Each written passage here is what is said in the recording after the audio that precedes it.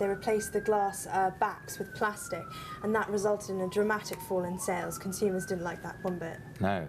And this is a very, very competitive business, isn't it? We've seen HTC, for example, fall foul of the competition. Well, exactly. It's very competitive.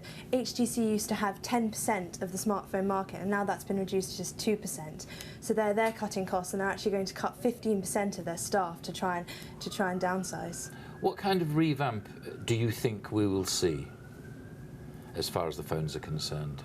What will they be like? Well, I think they're definitely going to be, the technology on them is going to be simplified, so it'll be easier to use. There'll be a lot of glass, curved edges, and I definitely think that there's definitely the rise of the phablet, which is a mixture of a phone and a tablet. So the sort of the in-between size is the most popular. I mean, you've sort of, if I may say so, grown up in a generation which uses these things just as you would I don't know, bar of soap or a handbag, whatever it may be.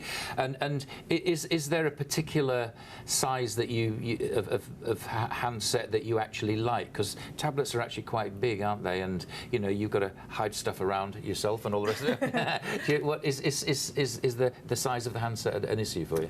I think definitely. I think that's why Samsung are launching these new products, because they're trying to compete with Apple, which is going to launch new iPhone 6s in the autumn. And Apple's had a problem because they launched the iPhone 6, which is a good size, but the iPhone 6 Plus has proved not as popular because it's more of a tablet size, much harder to use. Okay. Now, so Samsung really another change of direction. Well, not a change of direction, but a slight difference of emphasis on their development strategy now. Exactly. They're trying to refocus on their semiconductor business, which will pull them through, because that's actually had firm chip prices, which is what they make, and there's only 3 main suppliers now, so there's much less competition than in the smartphone business.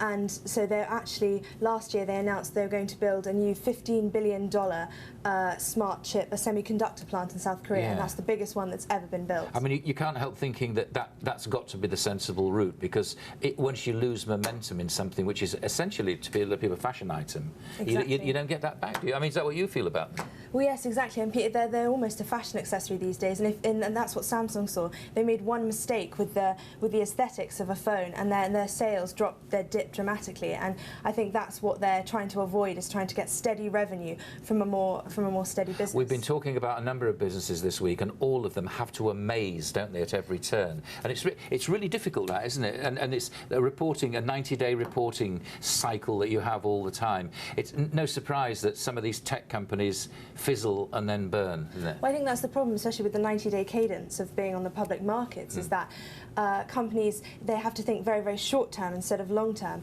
and I think that's definitely a problem.